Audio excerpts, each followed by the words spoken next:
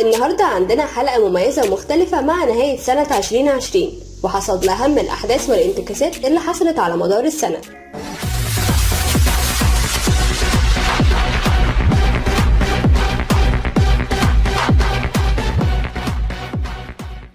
بداية الإنجازات في أفريقيا وتحديدا مع بطل أفريقيا النادي الأهلي المصري، والذي حقق الثلاثية للمرة الثالثة في تاريخه، وهي بطولة الدوري المحلي وبطولة كأس مصر وبطولة دوري أبطال أفريقيا التي تعد الأبرز، حيث لعب الأهلي النهائي أمام الزمالك المصري في مباراة وصفت بأنها مباراة القرن، واستطاع الأهلي أن يحقق الفوز بهدفين مقابل هدف وحيد، وتعد المباراة هي الأولى في تاريخ القارة الإفريقية لنهائي يجمع بين فريقين من نفس البلد في دوري أبطال أفريقيا.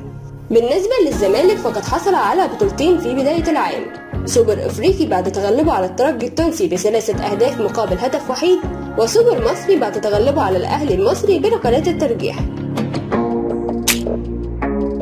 كأس الكونفدرالية الإفريقية حصل عليه فريق نهضة بركان المغربي بعد تغلبه على بيراميدز المصري في المباراة النهائية التي أقيمت في المغرب. حصول منتخب مصر لكرة اليد على بطولة أفريقيا بعد هزيمة تونس على أرضها، وهو اللقب السابع لمصر وحجز بطاقة التأهل لأولمبياد طوكيو 2021. أيضا خسارة منتخب مصر لكرة القدم للصالات نهائي أفريقيا أمام المغرب.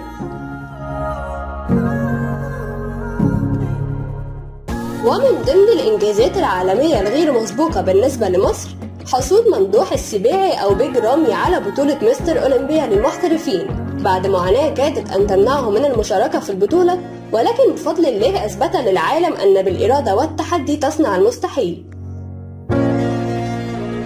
أما بالنسبة للأحداث العالمية حصول نادي بايرن ميونخ على نصيب الأسد من البطولات لهذا العام بعد حصوله على 5 ألقاب، وهي الدوري الألماني، السوبر المحلي، كأس ألمانيا، السوبر الأوروبي، وأبرزهم دوري أبطال أوروبا بعد تغلبه على فريق باريس سان جيرمان الفرنسي.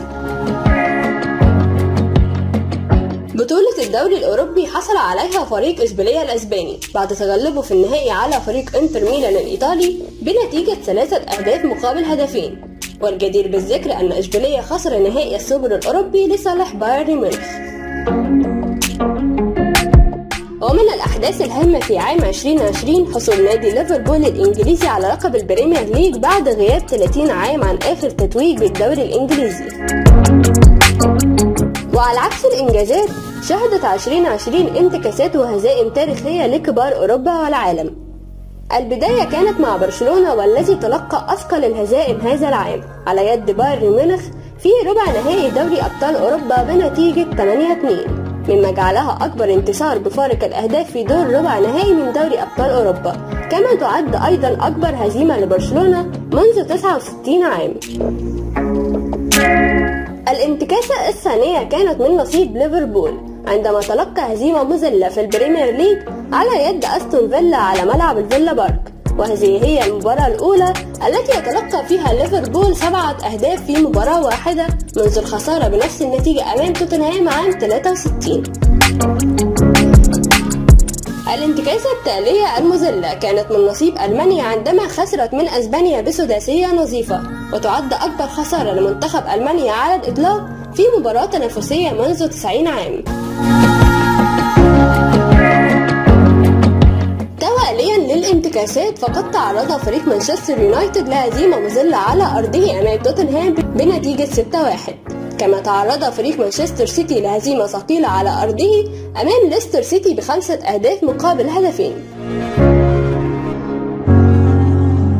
أما بالنسبة للألقاب الفردية لعام 2020 وجوائز ذا بيست فحصل نجم بايرن ميونخ ليفاندوفسكي على لقب أفضل لاعب بالعالم لعام 2020، أفضل حارس مرمى مانويل نوير، أفضل مدرب يورجن كلوب، أفضل هدف أو جائزة بوشكاش من نصيب سون نجم توتنهام. وجاءت التشكيلة المثالية لعام 2020 كالآتي: أليسون، بيكر، أرنولد، فان دايك، راموس، ألفونسو ديفيز، كيميش، دي بروين، الكانتارا، ميسي، ليفاندوفسكي، وكريستيانو رونالدو. محمد صلاح حصل على المركز السادس في ترتيب الأفضل في العالم، كما حصل على لقب أفضل لاعب داخل إنجلترا بتصويت الجمهور بعد حصوله على 85,000 صوت. بالنسبة لجوائز جلوب سوكر المقدمة من المجلس الرياضي بدبي، الأهلي المصري يفوز بجائزة نادي القرن الإفريقي والأكثر تتويجا بالبطولات في الشرق الأوسط بالقرن ال21. ريال مدريد نادي القرن، رونالدو أفضل لاعب بالقرن ال21، جوارديولا أفضل مدرب في القرن ال21، كاسياس أفضل مسيرة في كرة القدم في القرن ال21، ليفاندوفسكي أفضل لاعب كرة قدم 2020، وهانز فليك أفضل مدرب في عام 2020.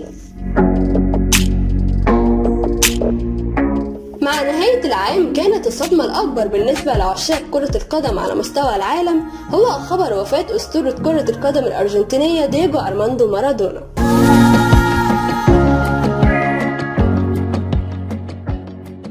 شكرا على حسن الاستماع والمتابعة، كانت معكم إيمان ياسر سالم.